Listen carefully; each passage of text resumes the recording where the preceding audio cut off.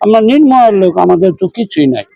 এখন এমন এক জায়গায় আমাদের নিয়ে দিছেন এই 4টা প্রজেক্টে, কারণ আমাদের তো সরকারি কোনো সুযোগ সুবিধা নেই। নারায়ণগঞ্জ সদর উপজেলার চর সৈয়দপুর এলাকার আশ্রয়ন প্রকল্প। বিভিন্ন এলাকা থেকে এনে এখানে পুনর্বাসন করা হয়েছে 210টি পরিবারকে। কিন্তু বসবাসের কয়েক বছরের মধ্যেই নানা সংকটে হতাশ হয়ে পড়েছেন বাসিন্দারা। বাসিন্দাদের অভিযোগ, রাত হলে শুরু হয় মাদক সেবীদের উৎপাত। ঘরে থাকা জিনিসপত্র চুরি হয়ে যায় প্রায়। প্রতিবাদ করলে দেয়া হয় ভয় ভীতি ও আগুন দিয়ে ঘর জ্বালিয়ে দেওয়ার হুমকি। আবার এই যে কারেন্টের তার তোর চোরারা সবকিছু লইয়া জায়গা, আমাকে সব দিক দিয়ে কষ্ট, কোনো আবার সাহায্য মাহায্য কোনো কিছুই দেয় না। আমাকে চাল বুলা কই আছে, ছিদ্র হয়েছে গা, পুডিং দিয়া লইছি, তারপর ছিদ্র উঠা জায়গা, পুডিং উঠা জায়গা, গর্দা পানি পরে, গাঞ্জা মদ খায়, তার তোর কাইটে লয়ে যায়, রাত ভরে গোড়ার তালেই খায়, আর কি কমু। শুধু নিরাপত্তাহীনতাই নয়, রয়েছে অবকাঠামোগত সমস্যাও। অনেক ঘরের টিনের চাল ছিদ্র হয়ে গেছে। বৃষ্টি হলে ঘরের ভেতর পানি পড়ে। কয়েকদিন পরপরই চুরি হচ্ছে বিদ্যুতের তার।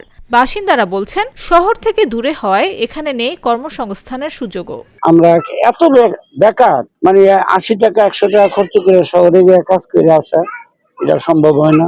তারপরে অনেকে যায় গার্মেন্টস করে, রাত্রে এখানে আসে, আমাদের কোনো নিরাপত্তাই নেই। অভিযোগ রয়েছে, প্রকল্পের কিছু ঘরে জোর করে বাইরের লোকজনকে ঢুকিয়ে দেওয়া হচ্ছে। আবার কোথাও তালা ভেঙে দখলের চেষ্টারও অভিযোগ উঠেছে। কিছু লোক মনে করেন যে দেখা গেছে এই ঘরটি বাইর করে দিয়ে মনে করেন ঘরে ঢুকানো হয়েছে। যেরকম রাত্রে 1টা 12টা বাজায় তালা ভাঙিয়া মনে করেন লোক অনেক রাত্রের 1টা 1:30 বাজে কারা যে করে এটা তো আমরা থাকি ঘুমাই। বলতে গেলে আমাদের সমস্যা। প্রশাসনের লোক এখানে প্রশাসনের কোনো আইনের কোনো আশ্রয় নাই, কোনো ব্যবস্থা নাই। আমরা আছি একটা দুর্গতির ভিতরে আছে। আশ্রয় কেন্দ্র পরিচালনা কমিটির সভাপতির দাবি, শুরু থেকেই নিম্নমানের নির্মাণ কাজ ও সুযোগ সুবিধার অভাব ছিল প্রকল্পটিতে। এখন পর্যন্ত অনেকেই পাননি ঘরের দলিলও। আমরা নিম্ন আয়ের লোক, আমাদের তো কিছুই নাই। এখন এমন এক জায়গায় আমাদের নিয়ে দিছেন এই 4টা প্রজেক্টে, কারণ আমাদের তো সরকারি কোনো সুযোগ সুবিধা নেই। এই ঘর দুয়ারের সবকিছু জানালা টানালা এগুলি ভেঙে নিয়ে যেত, কারেন্টের তার ঠার যা আছে এগুলি সব নিয়ে জায়গা রাইড করে আসে। বাসিন্দাদের অভিযোগের বিষয়ে ব্যবস্থা নেওয়ার আশ্বাস দিয়েছে প্রশাসন। গৃহহীন মানুষের নিরাপদ আশ্রয়ের স্বপ্ন নিয়ে তৈরি হয়েছিল আশ্রয়ন প্রকল্প।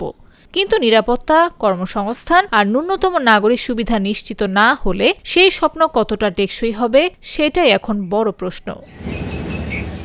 নিউজ ডেস্ক, জাগো নিউজ।